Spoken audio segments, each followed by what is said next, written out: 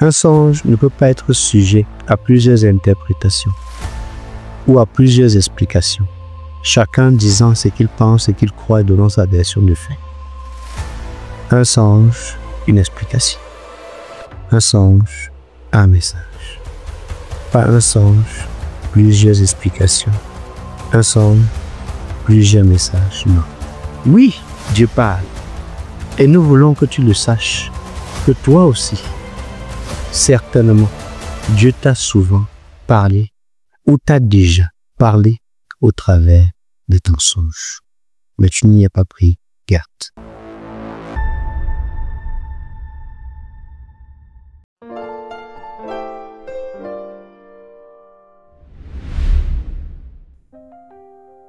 Nous sommes à notre rendez-vous habituel. Mon quotidien avec Christ. Aujourd'hui, nous voulons aborder la thématique le chrétien, songe, vision. Que dit la Bible? Je suis en train de lire dans le livre de Daniel au chapitre 2. Et il est évident en parcourant la Bible et même tout simplement en regardant tout ce qui se passe autour de nous, que Dieu peut utiliser un roi. Dieu peut parler à un païen. Dieu peut donner un songe, une vision de victoire vis-à-vis d'un camp ennemi et adverse au camp opposé. C'est le cas par exemple de Gédéon. Dans le livre de Juges, Gédéon n'a jamais eu un songe sur la victoire, mais c'est les soldats ennemis qui ont eu un songe et qui ont eu l'interprétation du songe, et Gédéon était juste là pour écouter.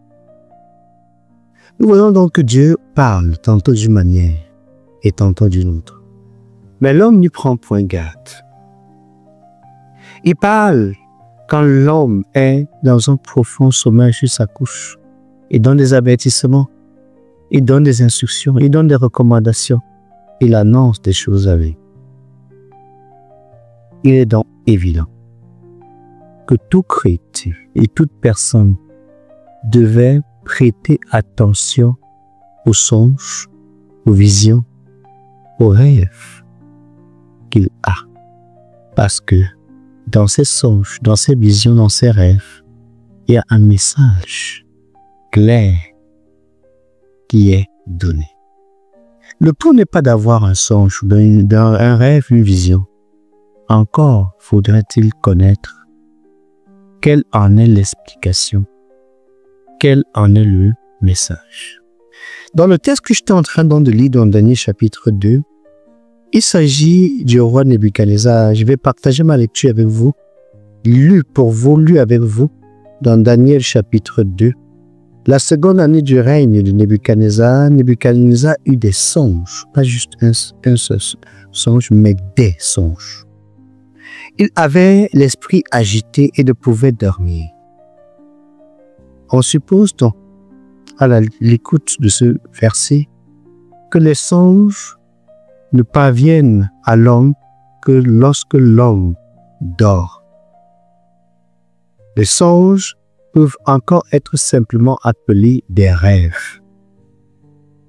Qu'est-ce que ton esprit, ta conscience perçoit lorsque tu es totalement endormi?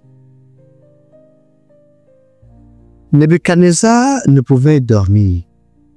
On ne sait si c'est en journée, on ne sait si c'est en nuit, mais il voulait dormir. Donc les songes viennent dans le cours du sommeil. Et on voit dans son cas d'espèce qu'il ne pouvait dormir, il avait l'esprit agité. Le roi fit appeler les magiciens, les astrologues, les enchanteurs et les chaldéens pour qu'ils lui disent ses songes. Ils vinrent et se présentaient devant le roi, et le roi leur dit, « J'ai eu un songe, mon esprit est agité, et je voudrais connaître ce songe. » Les Chaldéens répondirent au roi en langue araméenne. ô roi, vis éternellement. Dis le songe à tes serviteurs et nous en donnerons l'explication. Le roi reprit la parole et dit au Chaldéen, la chose m'a échappé. Si vous ne me faites connaître le songe et son explication, vous serez mis en pièces et vos maisons seront réduites en un temps d'immondice. Mais si vous me dites le songe et son explication, vous recevrez de moi des dons et des présents et de grands honneurs. C'est pourquoi dites-moi le songe et son explication. Il répondit la seconde fois que le roi dise le songe à ses serviteurs et ils en donneront l'explication. Une demande assez cocasse quand même de ce roi. Ce roi a eu un songe. Son esprit était agité. Il sait qu'il avait eu un songe, mais il l'a oublié. Il vous est souvent arrivé d'être dans la situation de ce roi, d'avoir un songe, de savoir que vous avez rêvé de quelque chose. Mais à votre réveil, vous ne vous rappelez plus de quoi vous avez rêvé. Mais pourtant, votre esprit est agité et est conscient à l'intérieur. J'ai eu un songe important, quelque chose s'est passé, un rêve. Mais je ne m'en souviens plus. Ce roi était conscient du songe qu'il avait. Il a convoqué tous ceux qui pouvaient pénétrer les mystères de l'au-delà. Magiciens, astrologues, enchanteurs, en leur demandant une chose extraordinaire, une chose qu'aucun roi, aucune personne n'avait même demandé, de dire le songe qu'il a eu et de donner l'explication. Et la chose a été divulguée dans l'ensemble de l'Empire parce qu'on cherchait un homme sage, magicien, astrologue ou chaldéen qui serait en mesure d'expliquer. Le verdict, la plupart, sinon de tous, ces astrologues chez chaldéens, nous le lisons verset 10, il n'est personne sur la terre qui puisse dire ce que demande le roi. Aussi jamais, roi quelque grand et puissant qu'il ait été, n'a exigé une pareille chose d'aucun magicien, astrologue ou chaldéen. Ce que le roi demande est difficile. Il n'y a personne qui puisse le dire au roi, excepté les dieux, dont la demeure n'est pas parmi les hommes.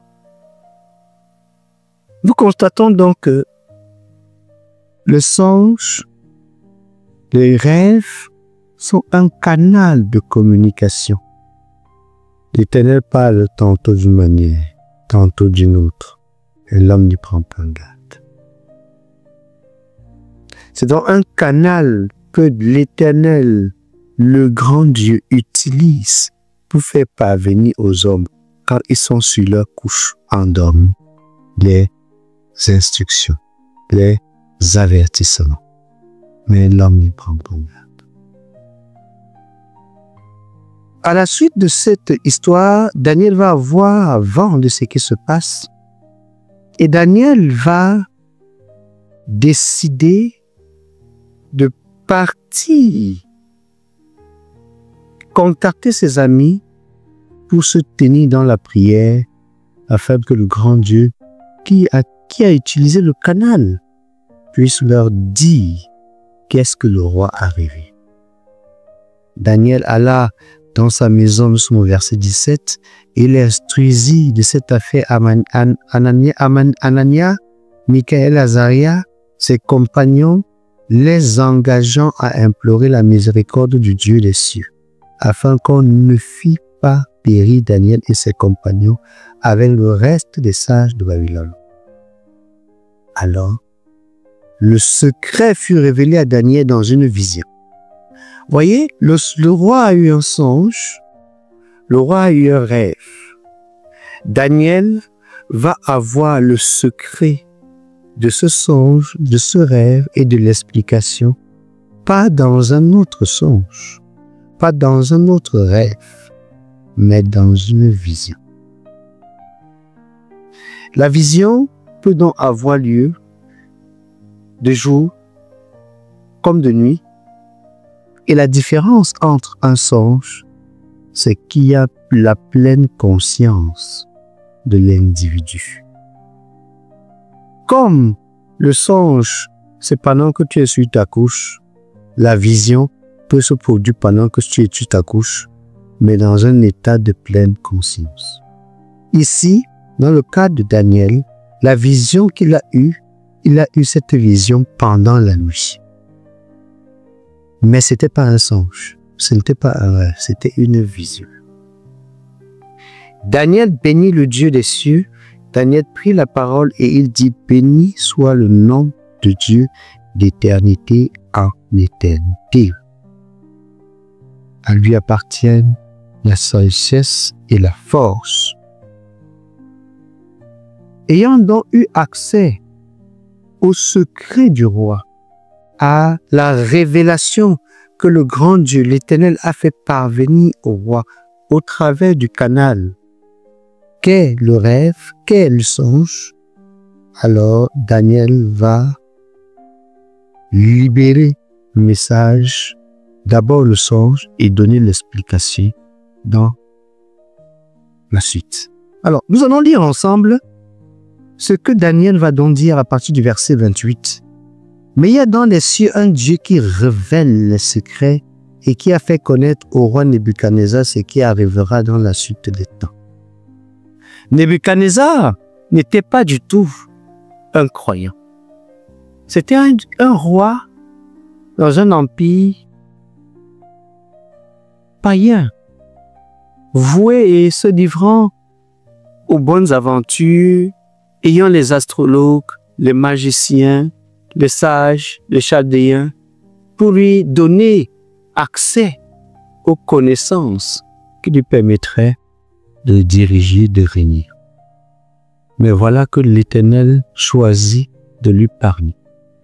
Il n'est pas le premier dans le cas d'espèce. Nous pouvons voir au travers des Écritures que Dieu a parlé à des païens, que Dieu, dans des songes, a parlé à différents types et catégories de personnes sans exception. Alors, il ne faut pas juste être chrétien pour avoir un songe, un rêve ou une vision. Tout homme peut avoir un songe, un rêve, une vision. Dieu choisit de parler à sa créature et choisit le canal que lui seul a mis en place pour cela.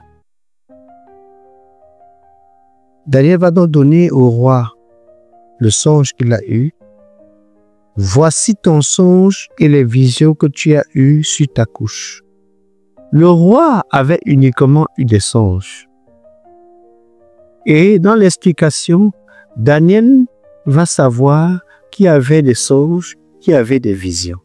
La vision est une chose monitoire que l'on peut voir dans le temps arriver. Le rêve peut être un concours de circonstances, un événement que l'on peut voir arriver également. L'un est dans la couche, pendant qu'on est couché, on dort. L'autre, on a pris pleinement conscience. Nebuchadnezzar savait que quelque chose s'est passé. Il avait pleinement conscience, mais il a oublié. Il était également agité. Il savait qu'il a dormi et il arrivait de quelque chose dont les détails lui échappaient. Daniel va donc expliquer le songe. Voici ton songe et les visions que tu as eues sur ta couche. Sur ta couche, ô roi, il t'est monté des pensées touchant ce qui sera après ce temps-ci, et ce qui sera après ce temps-ci, et celui qui révèle les secrets t'a fait connaître ce qui arrivera. Si ce secret m'a été révélé, ce n'est point qu'il y ait en moi une sagesse supérieure à celle de tous les vivants, mais c'est afin que l'explication soit donnée au roi et que tu connaisses les pensées de ton cœur, dont les songes permettent de révéler les pensées du cœur. On dirait dans ceci que les songes donnent une indication de l'état réel de ton âme. de la situation réelle de ton âme. Ô roi, tu regardais et tu voyais une grande statue. Cette statue était immense et d'une splendeur extraordinaire et elle était debout devant toi. Et son aspect était terrible. Il va donc décrire le songe. Il va donc dire au verset 36, voilà le songe. Tu peux avoir un songe. Tu peux même te rappeler de ce qui a été dit dans le songe, mais l'explication du songe peut te manquer. Daniel va dire, voilà le songe. Nous en donnerons l'explication devant le roi. Et il va expliquer le songe pour que le roi comprenne qu'est-ce que le songe veut dire. Qu'est-ce que ces tableaux, ces images qui se sont affichées comme des scènes d'un film, quelle est l'explication du scénario? Quel est le message de ces tableaux? Que résume ou que traduisent ces tableaux? Ô roi, tu es le roi des rois, car le Dieu des cieux t'a donné l'empire, la puissance, la force et la gloire. Il a remis entre tes mains quelques lieux qu'ils habitent les enfants des hommes, les bêtes des champs et les oiseaux du ciel. Il t'a fait dominer sur eux tous. C'est toi qui es la tête d'or. Comment donc imaginer que dans le songe que le roi Nebuchadnezzar avait, il voyait une statue qui était immense et d'une splendeur extraordinaire, que dans cette statue, la tête d'or représentait le roi Nebuchadnezzar lui. Il y a donc un mystère dans les songes. Il y a donc une réalité qui est au-delà de la compréhension humaine. Parce que les images sont allégoriques. Comment identifier que je vois une statue immense et dans cette statue immense, la tête est d'or et que cette tête d'or, en fait, représente un individu, un roi qui règne sur une empire. Sans explication, un songe n'a pas de valeur. Un songe ne peut pas être sujet à plusieurs interprétations ou à plusieurs explications, chacun disant ce qu'il pense et qu'il croit et donnant sa version de fait. Un songe, une explication. Un songe, un message. Pas un songe, plusieurs explications. Un songe, plusieurs messages, non. C'est Dieu qui parle, tantôt d'une manière, tantôt d'une autre. Il suffit donc de prêter garde. Et Daniel va donc donner l'explication de ce songe au roi Nebuchadnezzar. Nous constatons donc que, oui, Dieu parle. Oui, Dieu parle. Et nous voulons que tu le saches, que toi aussi, certainement, Dieu t'a souvent parlé ou t'a déjà parlé au travers de ton songe. Mais tu n'y as pas pris garde.